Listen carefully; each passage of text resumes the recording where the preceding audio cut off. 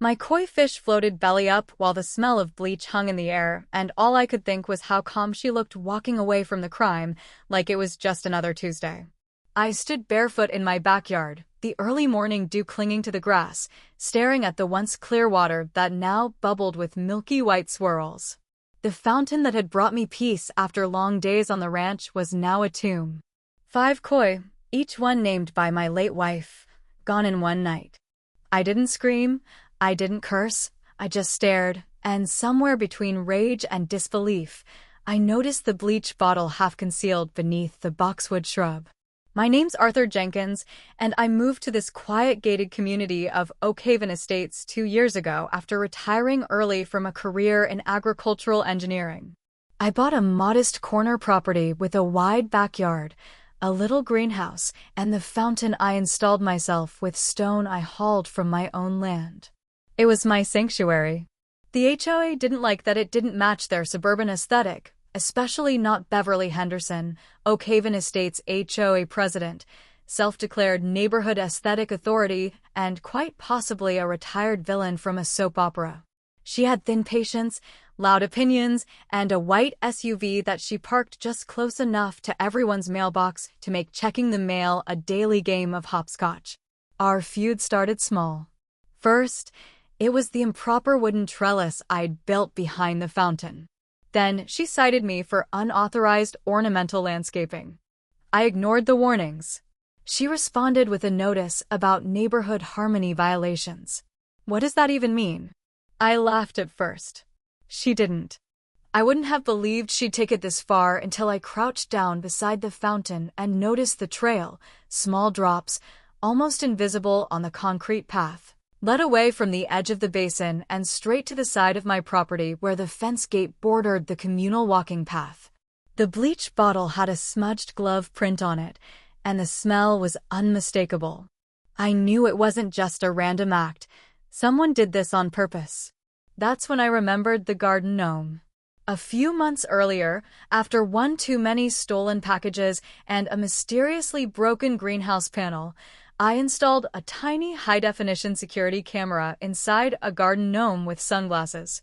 I'd bought it more as a joke than anything serious, but now I rushed back inside to my desktop computer and pulled up the footage.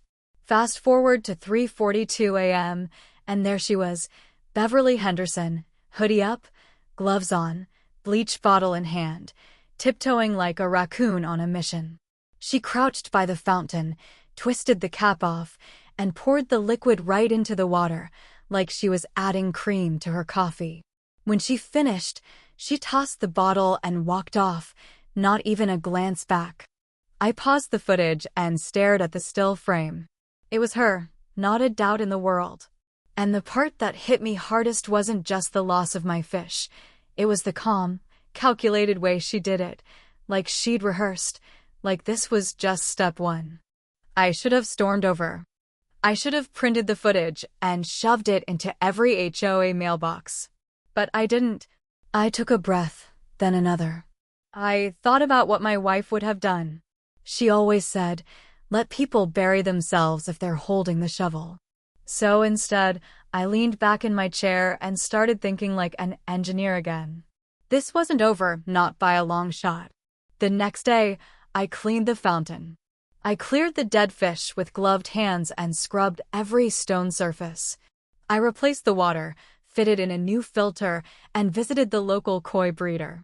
By evening, 5 new fish, bright, healthy, and unaware of suburban warfare, swam in their new home. I even added a sign next to the fountain that read, "Do not touch under chemical observation." It was nonsense, of course, but the kind of nonsense that would pique Beverly's curiosity. Then I added a second gnome. This one had an even better angle, hidden in the rock bed behind the hydrangeas. It could catch both the side entrance and the fountain in crystal-clear footage. I tested it that night and adjusted the lighting to ensure no shadows blocked the view. I knew her. She wouldn't stop at one hit. Her kind never does. 2 days later, I caught her watching from the sidewalk as I fed the koi. She smiled that fake polite smile and waved with just 2 fingers. I waved back, said nothing, gave her nothing. That night, I stayed up past midnight watching the live feed like it was a nature documentary. Nothing happened. But the next night, around 2:47 a.m., I saw motion. Beverly again. No hoodie this time, just a big floppy sun hat, like she was gardening in the moonlight. She tiptoed along the side yard, glancing around like she was in some heist movie.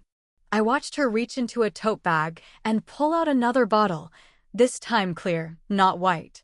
She crouched beside the fountain, twisted the cap, and poured something in. Then she stood, wiped her hands on a towel, and walked off, disappearing down the side alley. I didn't even need to check the water. I already knew. I still did, though, just to be sure. The water was cloudy again, and the fish were sluggish. I scooped a bit into a container and sniffed. Not bleach this time, ammonia. She was changing her tactics. I saved the footage, made copies, and backed it up to 3 locations. Then I did something else. I emailed the HOA board, not a full report, just a little teaser. I titled it Concerns Regarding Fountain Sabotage and included 2 still images, one of Beverly mid-pour with the bleach, the other of her in that ridiculous hat, frozen in night vision green. I didn't say anything else, just hit send and went back to bed. I don't know what tomorrow will bring, but I do know this. She poured poison in my piece, and I'm not just going to sit back and let her rot it away. If she wanted a neighborhood war, she should have picked a better battlefield than my backyard, and she definitely should have looked twice at that garden gnome. The morning after I sent the email to the HOA board, things around Oakhaven Estates felt a little off. People were looking at me longer than usual, nodding in a way that didn't feel like simple politeness. Gary Miller from 2 houses down slowed his jog and waved like he wanted to say something but changed his mind. Even old Mrs. Dalloway, who usually only looked up from her knitting if someone knocked over her mailbox, gave me a long, suspicious glance when I walked by. I hadn't said a word to anyone directly, but I knew that image of Beverly in night vision had started circulating, quietly, carefully, just the way I wanted. Beverly, meanwhile, was acting like she'd won. She strolled around with her sun visor and clipboard, smiling wide like she was the queen of a peaceful empire. If she noticed the tension, she didn't show it. That made her dangerous.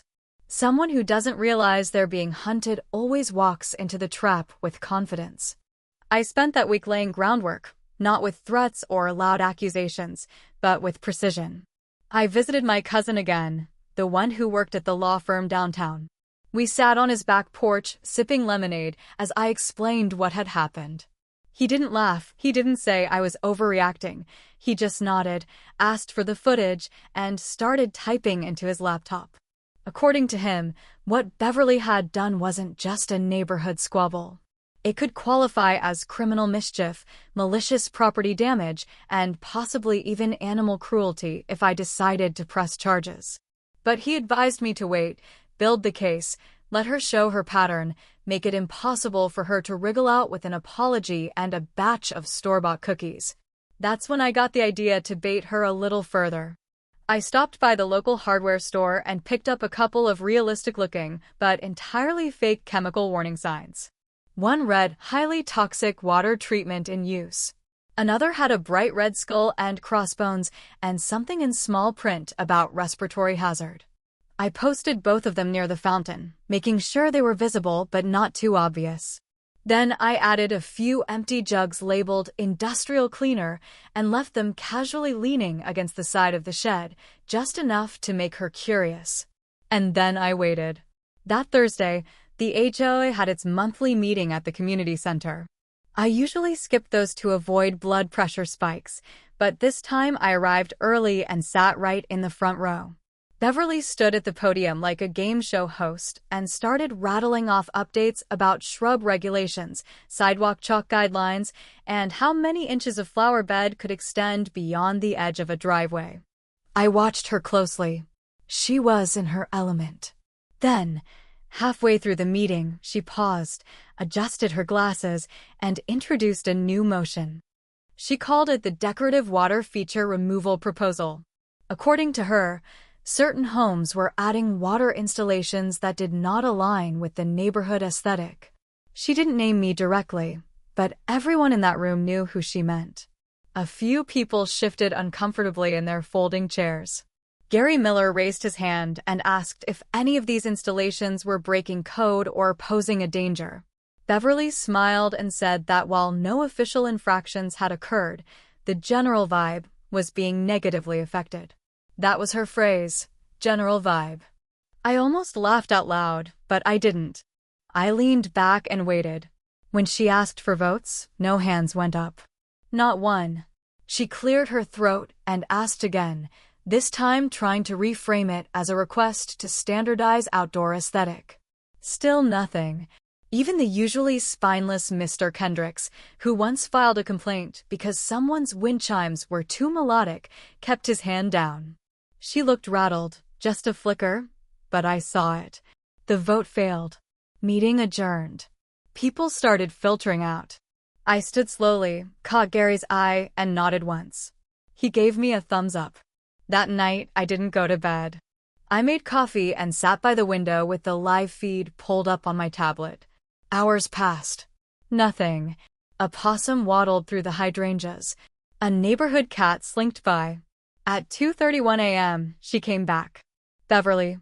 No visor, no gloves, just Beverly in a bathrobe, slippers, and the same smug expression she always wore when handing out HOA warnings.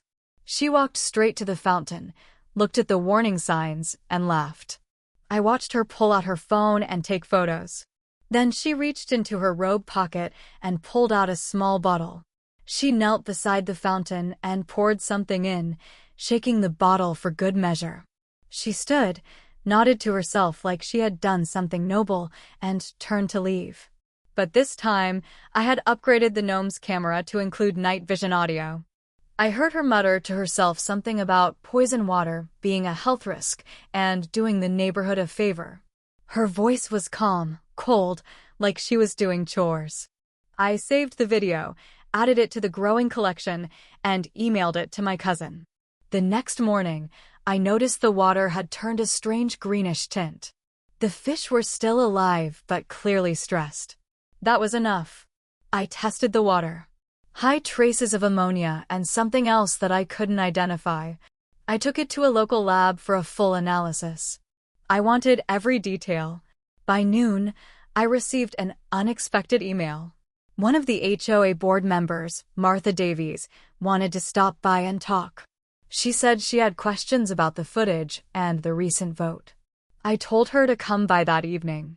When she arrived, I showed her everything: the footage, the bleach, the ammonia, the timestamps, the still images, the muttered confession. She sat in silence for a long time before finally saying, "I knew she was petty, but this is something else." She promised to bring it up at the emergency board session the next day. Beverly had no idea how close she was to the edge of the cliff. As the sun went down, I walked out to the fountain and sat beside it. The water shimmered softly in the fading light. The koi moved slowly but steadily.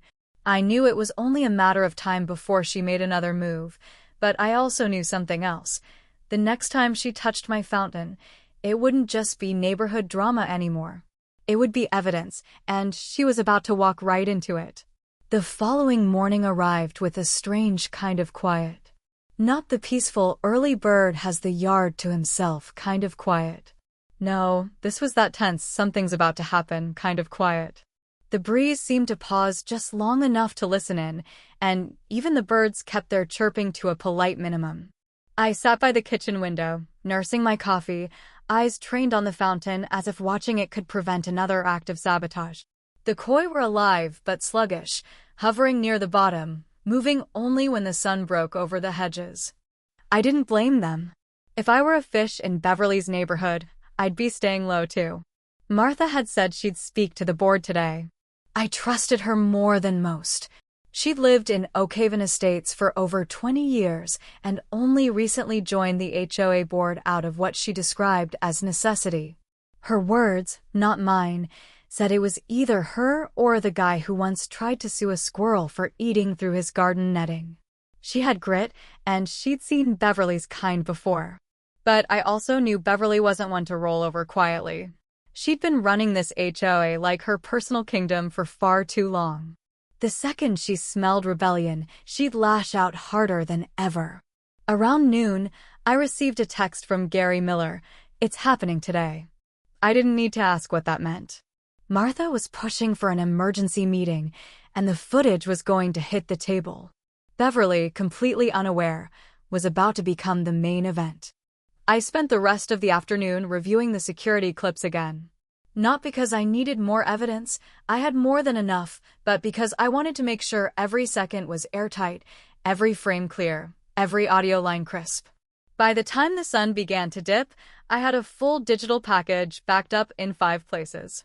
If Beverly tried to spin her way out, she was going to spiral right into a wall of her own making. Later that evening, while I was finishing up in the greenhouse, I heard something strange out front. Not the sound of footsteps or car doors, more like plastic being dragged across pavement. I walked around the side of the house and saw her. Beverly, in broad daylight, pulling a garbage bag toward my recycling bin. She froze when she saw me, one hand still gripping the knot at the top of the bag. I raised an eyebrow, said nothing. She cleared her throat and forced a smile. "Oh, Arthur," she said, pretending to be surprised. "I didn't realize you were out here." "You didn't think to ask before using my bins?" I asked calmly, stepping closer. "Just trying to tidy the street," she replied, her tone sticky sweet. "You know, keeping things neat for everyone." I held her gaze. "That's so. What's in the bag?" She hesitated, then quickly said, "Just some yard waste. Nothing special." I walked up, bent down, and untied the knot before she could object. The top opened with a damp pop, and inside I saw a half-empty bottle of ammonia, a pair of soaked gloves, and several soaked paper towels. Not a single leaf. She went stiff. Her eyes darted to the bottle and then to me. But I didn't say a word. I just stared at her until she finally took a step back. "You've been recording me," she said, quieter now, like the words surprised her as she said them. I didn't confirm or deny. I didn't have to. Her face told me she already knew. "This is harassment," she continued, voice rising now. "You're spying on your neighbors. That's against HOA guidelines." I nodded slowly. "Maybe you should bring that up at the meeting tonight." She froze again, this time visibly shaken. She hadn't heard about the emergency meeting. That much was clear. "What meeting?" she asked, almost choking on the words. "You'll find out soon enough," I replied, stepping past her to take the bag. I carried it to my own trash bin and dumped it in. She didn't stop me. She didn't say another word. She just turned and walked away, fast and stiff, like she was holding in a scream. By the time the emergency meeting began, the community center was already buzzing. More people had shown up than I'd seen at a gathering in months. Word had spread fast.